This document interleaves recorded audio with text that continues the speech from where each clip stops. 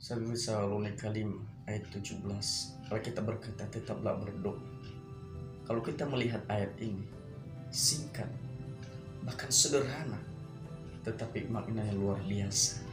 Rasul Paulus mengajarkan jemaat yang ada di Tesalonika. Pada saat itu, dia berkata bahwa tetaplah berdoa. Ada apa dengan jemaat yang ada di Tesalonika pada saat itu? Mereka sudah mulai jenuh. Mereka mulai lagi mengambil satu kesimpulan untuk mereka tidak berdoa kepada Tuhan. Maka ayat ini mengajarkan mereka untuk tetap berdoa, tidak jemu-jemu. Tetap berdoa itu artinya tidak jemu-jemu, tidak bosan-bosan, tidak henti-henti. Dan bukan hanya pada saat kita mengalami kekuatan, kesehatan, kejayaan baru kita berdoa. Tetapi segala sesuatu Tuhan ingin supaya kita tetap berdoa. Ada dua hal yang membuat doa-doa kita tidak dijawab oleh Tuhan. Yang pertama, karena kita bimbang. Banyak orang-orang Kristen, mereka juga mulai berhenti berdoa. Mereka mulai mengeluh. Bahkan mungkin mereka marah kepada Tuhan. Kenapa? Karena mereka sudah berdoa, mereka sudah bergumul, mungkin mereka berpuasa, tetapi kenyataan yang mereka alami tidak seperti yang mereka inginkan. Kenapa? Karena mereka bimbang. Jadi hal yang pertama, kenapa doa-doa kita tidak dijawab oleh Tuhan? Karena kita bimbang. Coba kita melihat di dalam Yakobus pertama ayat ke-6. Hendaknya ia memintanya dalam iman dan sama sekali jangan bimbang, sebab orang yang bimbang sama dengan gelombang laut yang diombang-ambingkan kian kemari oleh angin. Orang yang demikian janganlah mengira bahwa ia akan menerima sesuatu dari Tuhan, sebab orang yang mendua hati tidak akan tenang dalam hidup ini. Alkitab berkata bahwa orang yang bimbang itu menurut firman Allah menggambarkan seperti gelombang laut. Gelombang laut itu kalau kita ada di pantai tidak pernah berhenti, terus jalan. Nah, sama halnya sebagai kita orang percaya, ketika kita mulai bimbang, orang yang bimbang itu adalah orang yang tidak mempunyai pendirian. Orang yang bimbang itu adalah orang yang belum dewasa di dalam Tuhan.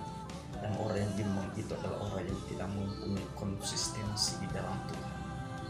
Jadi Alkitab berkata bahwa orang yang bimbang itu, di ayat selanjutnya berkata, jangan mengira engkau menerima apa-apa daripada Tuhan. Dan orang yang bimbang itu juga sama hal dengan orang yang mendua hati. Orang yang mendua hati adalah orang yang tidak hidup di dalam ketenangan. Kita berkata bahwa orang yang mendua hati hidupnya tidak mengalami satu ketenangan. Nah, ini kenapa kita tidak menerima jawaban dari Tuhan? Karena kita bimbang. Seringkali kita berdoa, seringkali kita sudah bergumul, dan tiba-tiba muncul dalam pemikiran kita, apakah Tuhan menjawab doa saya? Apakah Tuhan memberikan solusi? Apa Tuhan memberikan jalan di dalam setiap persoalan yang ada? Alkitab berkata tadi bahwa iman, kalau kita sudah berdoa kita iman, bahwa yakinlah setiap doa yang kita naikkan kepada Tuhan ada jawaban yang di dalamnya. Kedua, kenapa doa kita tidak dijawab oleh Tuhan? Yang kedua, karena kita berhenti berdoa. Di saat kita sudah bergumul, di saat kita punya perjuangan, kita sudah berdoa sama Tuhan, tetapi tidak ada jawab. Kenapa? Karena kita berhenti. Seharusnya di saat belum ada jawaban di dalam Tuhan, kita terus datang kepada Tuhan, tidak bosan-bosan. Makanya Alkitab berkata tadi, tetaplah berdoa.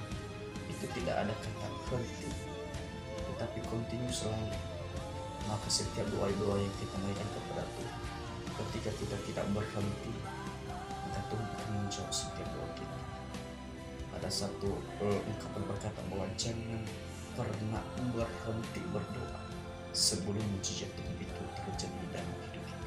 Mari sebagai orang-orang yang percaya, jangan pernah berhenti berdoa hanya karena keadaan atau situasi saat itu, tetapi mari kita terus bangun hubungan kita di dalam Tuhan melalui doa-doa yang kita naikkan.